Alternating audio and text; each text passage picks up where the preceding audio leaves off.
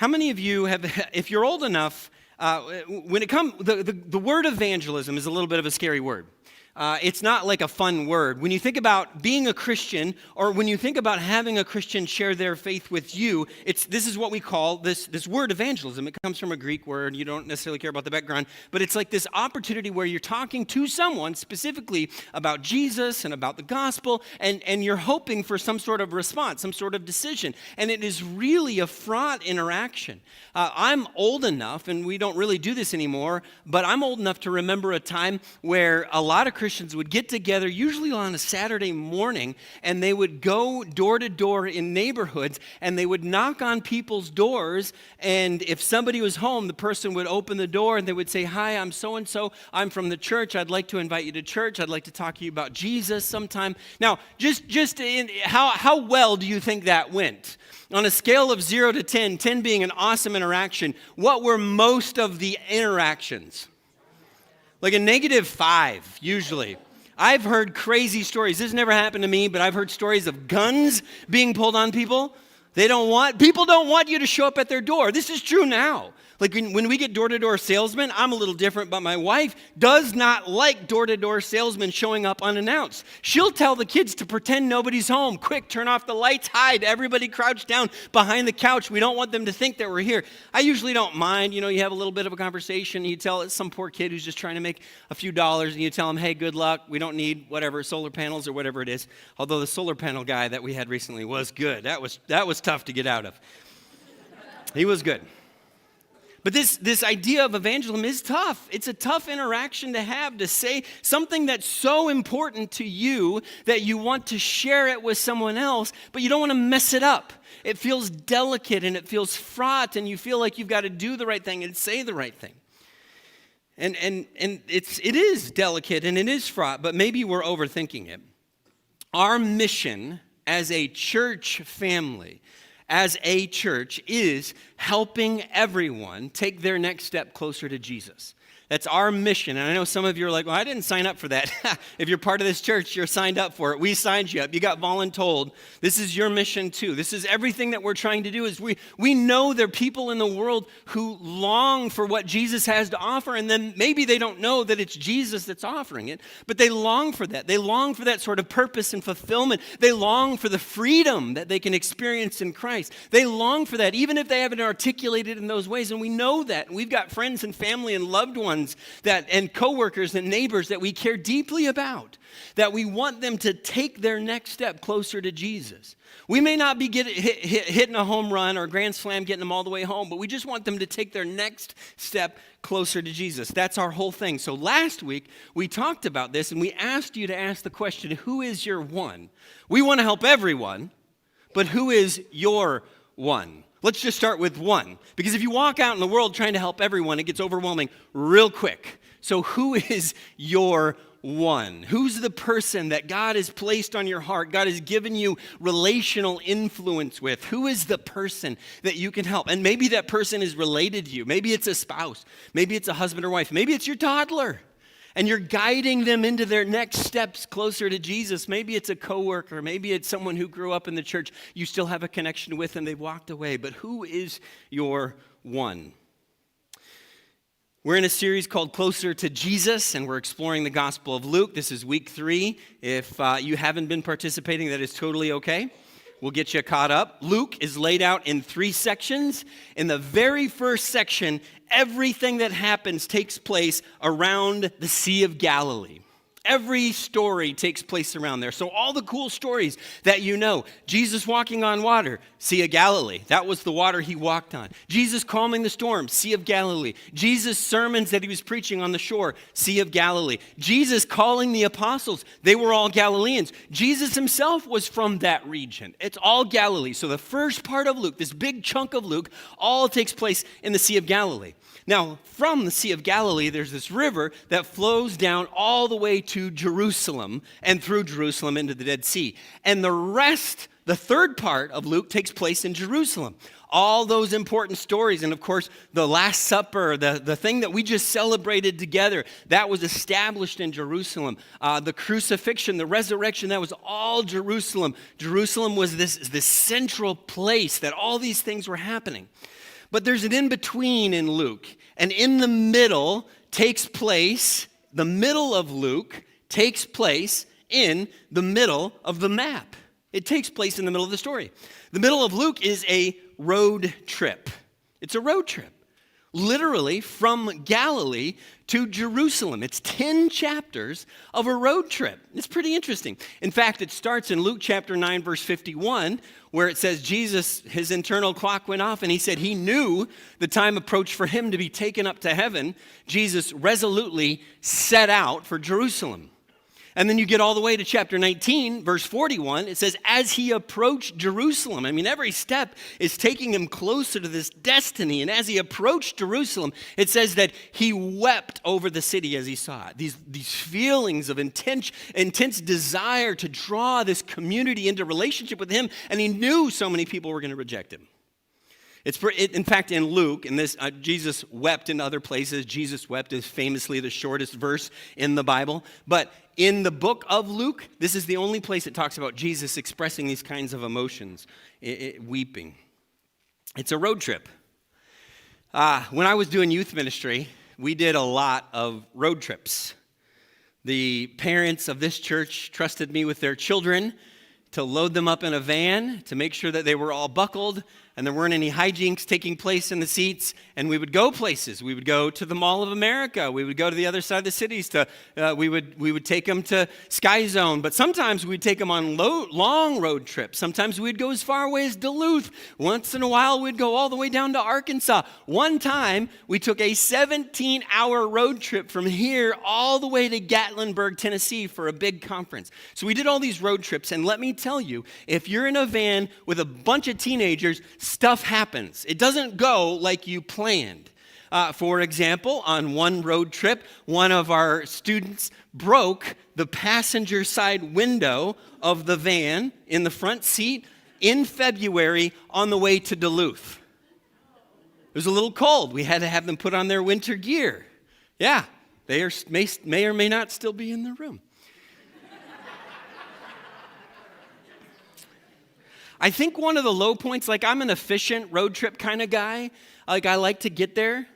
And I think one of the low points was when I had to stop at consecutive exits on the highway for bathroom breaks. Like we stop and I say, everyone, please get out and go to the bathroom. And they say, I don't have to. And I say, please do, because we're not stopping again for hours and hours. And they say, I don't. And then of course we get back in, we get from the on-ramp onto the highway, and one of the kids is like, excuse me, I got to go to the bathroom. And I said, are you kidding me? But what are you going to do? Yeah, pull off at the next exit. We've had some. I guess to say that they're not sermon-friendly stories implies a little too much, but just stuff that you wouldn't want to hear about on a Sunday morning, like a kid getting unwell in the back seat, but nobody told me for a while.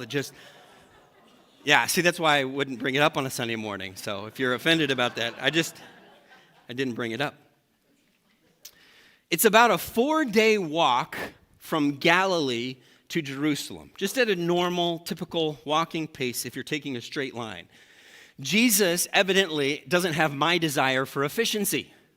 Jesus takes 10 chapters, and if you plot the route in the book of Luke, it is all over the place. It kind of looks like Billy from Family Circus. You remember those? Some of you are way too young, but remember he's going all over the place. It looks like that. This is Jesus' walk from Galilee to Jerusalem. It's not from point A to point B. He's not worried about bathroom breaks. He's stopping all the time to talk to people and to teach people and to eat dinner and eat lunch.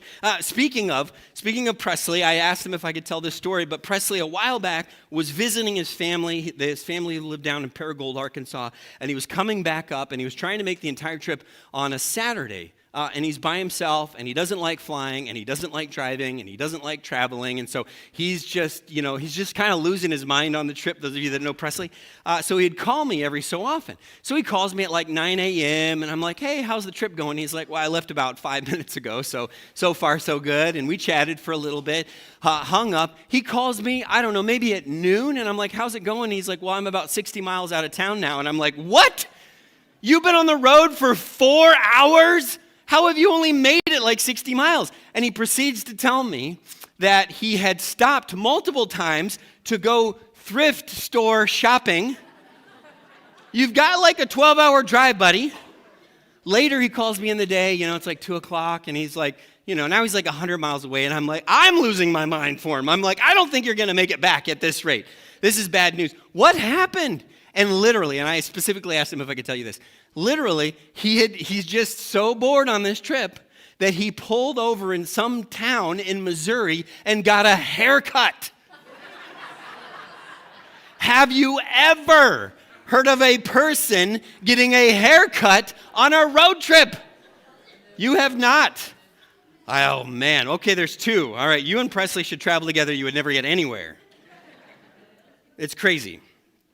The road trip context is really important, though. This is really valuable that we know that, so don't think that I'm making too big of a deal of it, because when you read the stories that happen between Luke chapter 9 and Luke chapter 19, when you understand that these are all taking place on the road, you begin to understand why he said and did some of the things that he said and did. It's very helpful context, and the scripture makes it very clear. It's constantly reminding us that he's on the road, so I don't know why we forget this all the time. So, for example, there's just a couple things that we won't get into today, but for example, the Good Samaritan story is on this trip.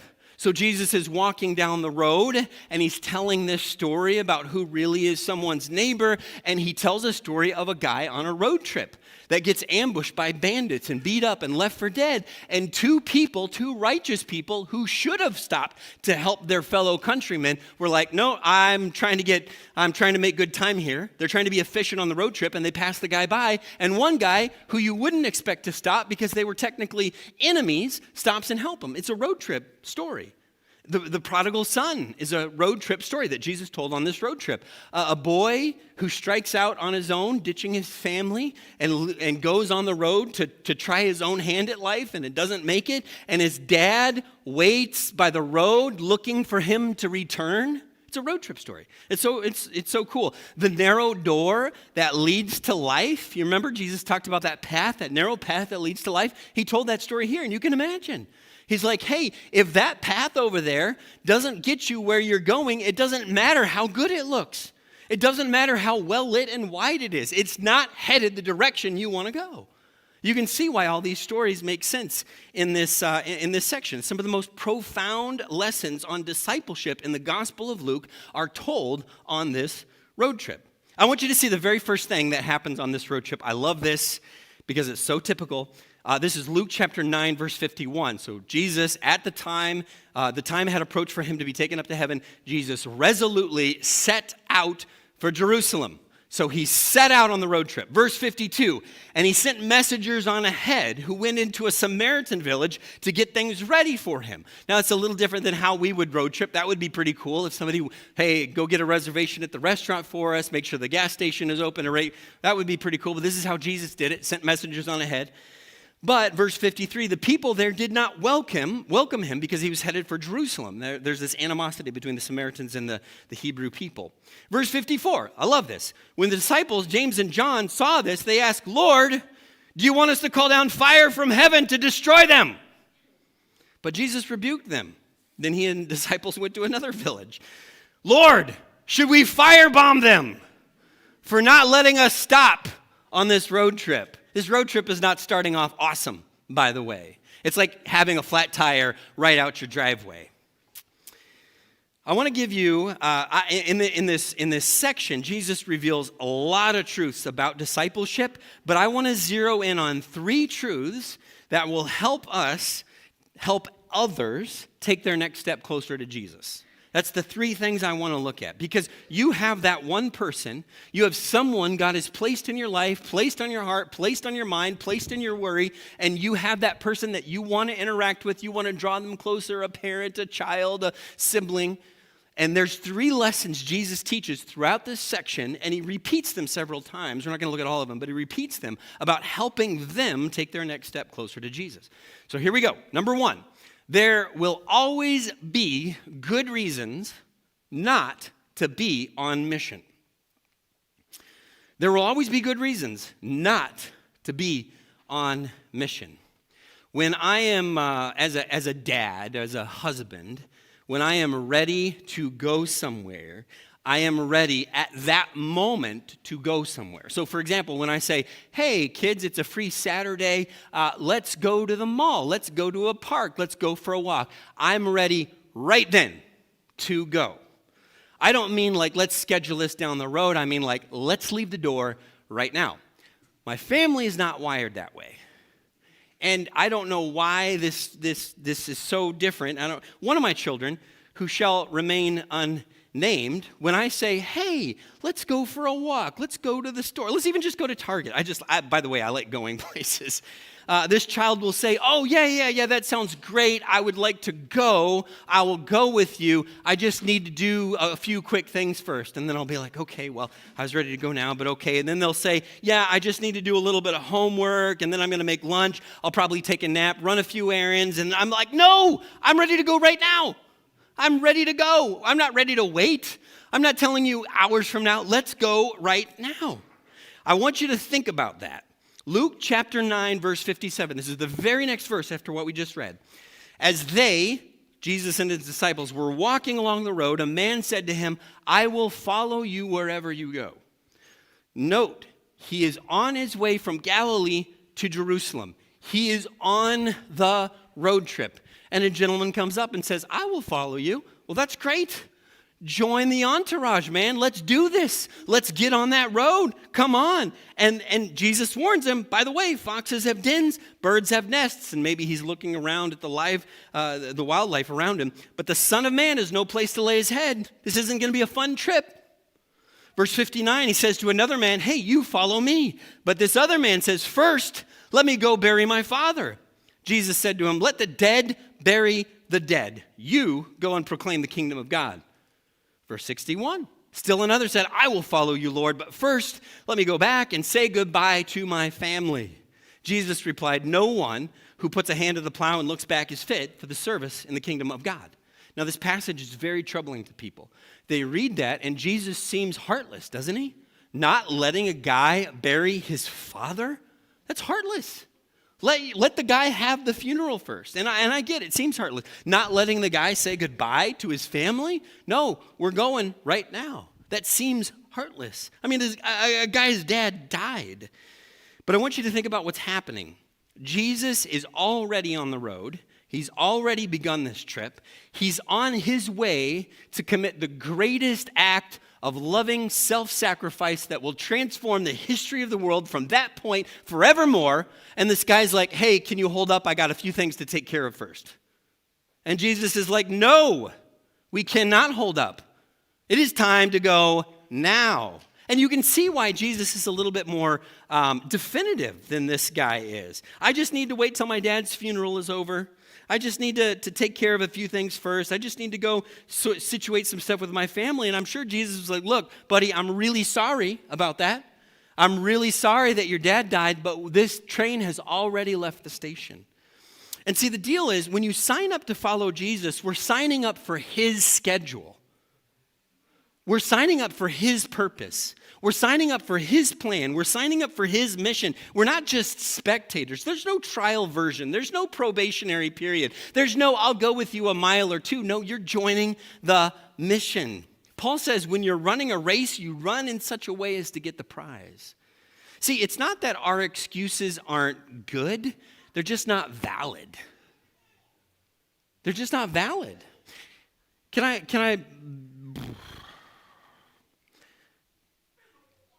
I debated talking about this because it's so pointed, but I'm going to. So gear up. I think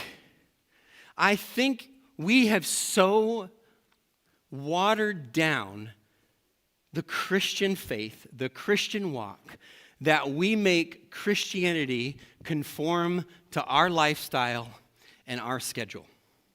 We are never, rarely ever, making sacrifices for Jesus. We're working our faith around our lives, not our lives around Jesus. If we never sacrifice anything that we want or that we desire, do we really even have faith? If we're always accommodating ourselves, our priorities? Are we really following Jesus? No, Jesus, I'm with you. I'm on a mission with you. I'll catch up in a little bit. I'm with you. I don't know that we are. Because we've never given up anything. We've never sacrificed anything. We've never had to tell our children, no, we're not going to do that because we've got this other commitment to Christ. And when we don't sacrifice, when we don't give up, then I'm not even sure we're following Jesus. I think we're trying to make Jesus follow us. And I don't think that's what Jesus asked for.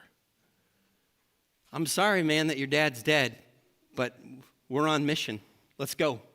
You can either come along or you can stay here, but we're on mission. It's not that our excuses aren't good. They're good excuses, church.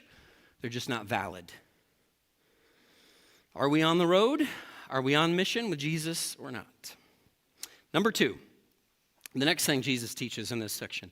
Number two, things are usually, actually, better than they appear. Let me explain. So Jesus is kind of on a tour, right? He's kind of on a national tour throughout Israel. And you can't just make a Facebook event. You can't just make a digital invite. There's no billboards. So Jesus sent people ahead to say, hey, everybody, Jesus is coming through town in a few days.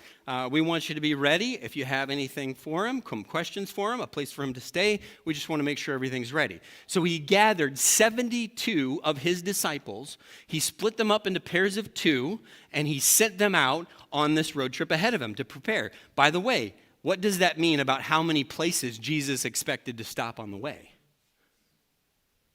36. Very good. I'm assuming the math is right because I don't know. But that's very good.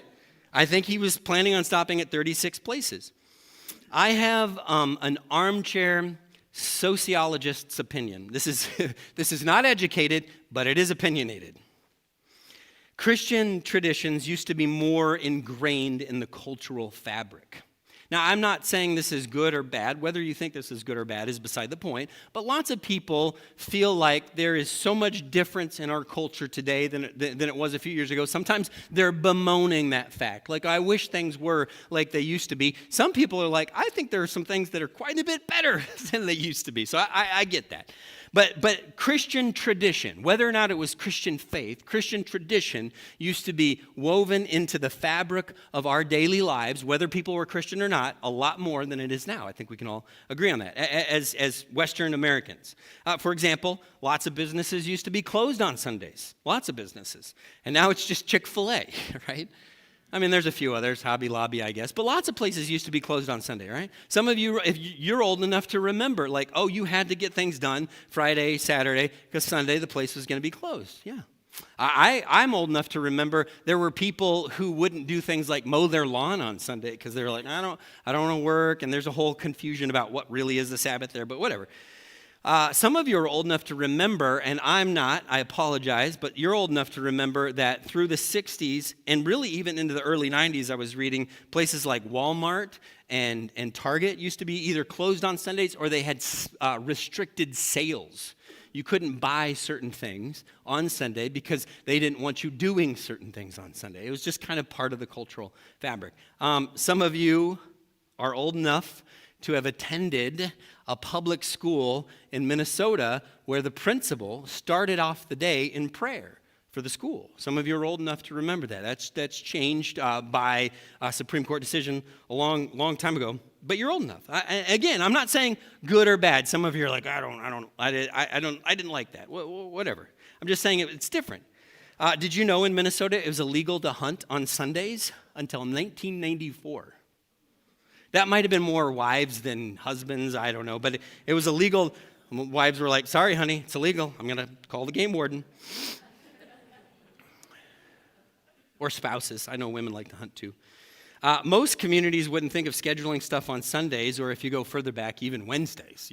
Those were times that were left off the normal schedule, the normal routine. So, this is my sociologist opinion, the cool, rebellious kids that wanted to defy cultural norms, who grew up in that era, defied cultural norms by defying the norms that were semi-Christian or Christian adjacent. So it was cool not to do things within the culture that were Christian-esque. Make sense, right? Here's what's changing, and here is what's very important for you to understand. That has shifted.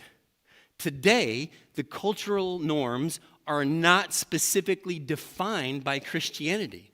And did you know the cool, rebellious kids today, to defy their parents' cultural norms, are doing things like reading their Bibles and going to church? That's the rebellious thing to do today. And there are stats to this effect. For example, there's an article, there's several articles you can read. I'm happy to share. But people it's changing. It is changing because it isn't the cultural norm anymore. And it's not thrust on people. People are choosing it for themselves. And you know what, church? I think that's good. I think that's good. I think it's good if it's not forced on people, but they're choosing it despite the culture around them. I think that's true. I think there's more spiritual openness and curiosity now, and maybe that sounds optimistic or more optimistic, but I think I am tapping into something that Jesus said. In Luke chapter 10, verse 2, this is the very next verse where he sends out those 12 or those 72. He says this, he told them, listen guys, the harvest is plentiful, meaning there are people who desire to know about the kingdom of God. They're all around you. The problem isn't people who desire to know about the kingdom. The problem is people going out to share the kingdom. And I think that's true today. And he says, ask the Lord of the harvest, therefore, to send out workers into the harvest field. Now, I don't think this implies that everything is awesome. I think there's a pretty solid case for things not being good generally in society. But the silver lining is, I think, the more people realize that answers to their eternal problems aren't found in the world, the more they'll be open to Jesus, the more they'll be open to our message. Things are better than they appear. The interest in Jesus outweighs the supply. Now, are you going to get rejected? Sure. But the harvest is plentiful. The kingdom will grow. People are more interested than you believe. Number three, and this is good news. It does not all depend on you. This is what he says in verse 3. He says, go. I am sending you out like lambs among wolves. Jesus, that does not sound good. It is not good. Do not take a purse or a bag or sandals. In fact, don't even greet anybody on the road. We're on a mission. That's strange. Now here it's important to tease out the difference between this direct command that Jesus is giving the 72 and the underlying principles that we can draw out that apply to all of us. Jesus is saying, to accomplish the mission that I have given you, don't need to rely on you. That's important. Because if it is up to you to articulate faith perfectly so that somebody will accept it, we are in trouble. Because you cannot articulate faith perfectly. You still have a lot of questions. You still have doubts. You still have concerns. It doesn't rely on you. He says, don't take a purse, a bag, or sandals. Don't greet anybody on the road. Listen, it's not about you. I'm sending you out like lambs among wolves, and the implication is I will do the heavy lifting. I have, let me ask you this question, then I'm going to tell you a story. What would be different or feel different for you if your mission wasn't to do Jesus' job, but instead just prepare someone for Jesus interacting with them, for Jesus coming? What would feel different about that? I think that's an important question. I have a friend, acquaintance, this has been several years ago. I love playing basketball. I play several times a week. I used to play at this place where I thought most of the people that would come and play were not religious types, just based on their general demeanor and language and fights that they would want to get into all the time. And I was always the outlier, and I'm not saying, oh, Patrick, I'm so awesome, but these guys would miss a shot and they would say some words. I miss a shot and I would say good grief, and they would make fun of me for that. So I kind of became known as the Charlie Brown kind of guy. But this one particular guy was, I don't want to say the worst of the worst, but he exemplified everything that was probably not good about a bunch of guys getting together and play basketball. The language, the attitude, the fighting, the bravado. He strikes me, I don't know if this is true, but he strikes me as the kind of guy that would yell at a 15-year-old umpire at his son's baseball game. This is the kind of guy I presumed him to be. So, basketball is playing. I'm not playing this particular game. Neither is this Mr. Ump Yeller guy, which, by the way, he has never done. I'm just saying that's the kind of guy I think he is. Mr. Not Nice guy, let's call him that. And he's standing here, and next to him is another guy. So I'm just standing there waiting, watching the game, waiting for the next game that I get to play. And Mr. Not Nice guy and the guy next to him are talking about fishing. And they're talking about, like, where you go, what you do, all this stuff. I could not care less about fishing, so I'm like, well, I don't need to be part of this conversation. Third guy over says, hey, I know a great fishing spot. You should come with me this Sunday morning. Guy next to me, Mr. Not Nice guy, Mr. Yells at the Ump guy, said, oh, I can't. I got church Sunday morning. I'm surprised I didn't pass out. That was the last thing I expected him to say. I thought he would have said, no, I got to go to, I don't know, the casino with my biker gang or something. I don't know. I'm just trying. Whatever. I got church Sunday morning. All of a sudden, I am very interested in this conversation. So Mr. Not Nice guy is like, no, I can't go fishing with you. I got church Sunday morning. And I'm like reeling over here because I'm a guy who works at a church and I have not been super open and public with my faith. I think they can figure it out by me saying good grief all the time, but I've not been super open with it and I'm feeling guilty about it. Then what happened next really blew my socks off. Mr. Not Nice guy talking, you see how judgmental I am? Some of you, I can tell the face you're making at me, like, you are super judgmental. I know, so sorry about that. I'm working on it. This was years ago. I've grown since then. Mr. Not Nice guy, the next thing he said just blew my socks off because he turns to the guy that had just invited him fishing and he said, hey, by the way, why don't you come with me to church? And I'm like, what? And then this guy said, sure, where do you go to church? And they started talking about church and meeting up to go to church. And I thought, what in the world? Mr. Not Nice guy yell at his kid's ump exemplifies everything that we feel is going to go wrong when we have some sort of faith interaction with someone. He didn't live a life, at least to my knowledge, that exemplified Jesus. I'm eavesdropping on this situation, but at first I was like, is this a setup to a joke? What is happening? If you have ever felt inadequate to share your faith, you know what that's like. You know what it's like to feel like you're inviting some sort of scrutiny or rejection. But let me say this. This is really important. Paul, the apostle, did everything right.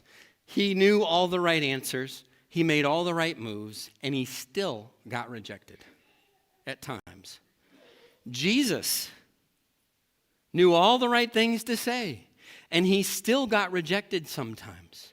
The lesson being, we don't have to have it all figured out to be on mission with Jesus because we're not doing the heavy lifting.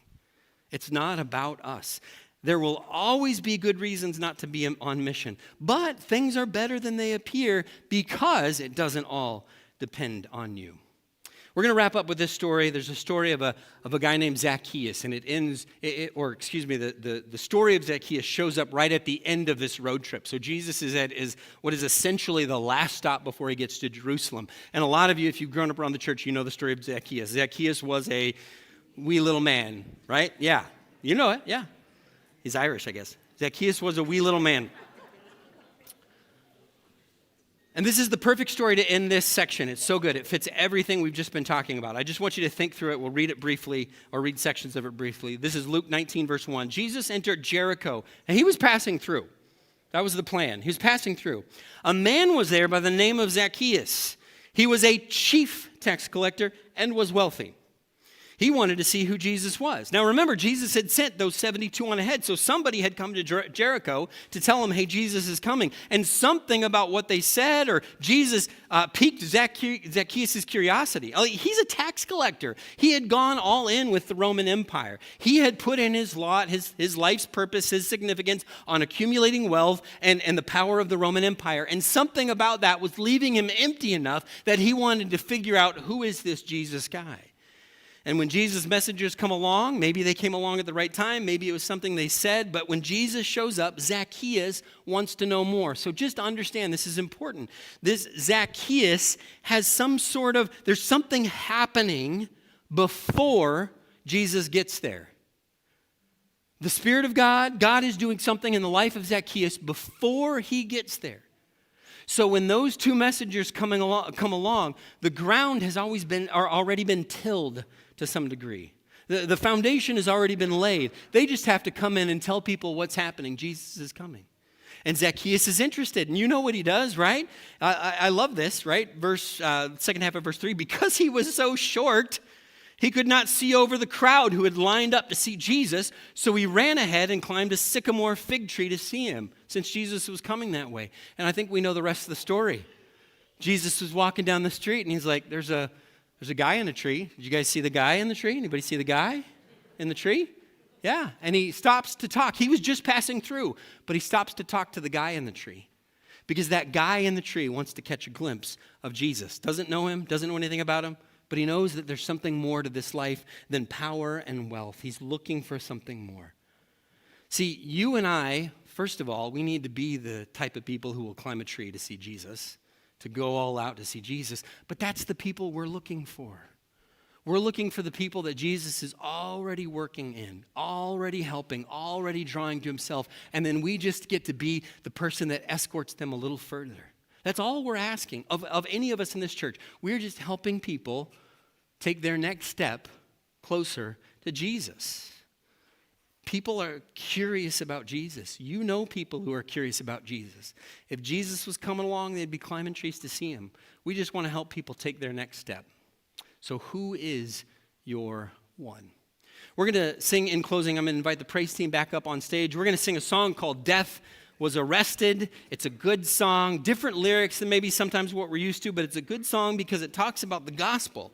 And it just reminds us that this gospel that we live in, that we breathe, that we live, is something that we're drawing everybody to. So let's stand together and let's sing this song as we close out.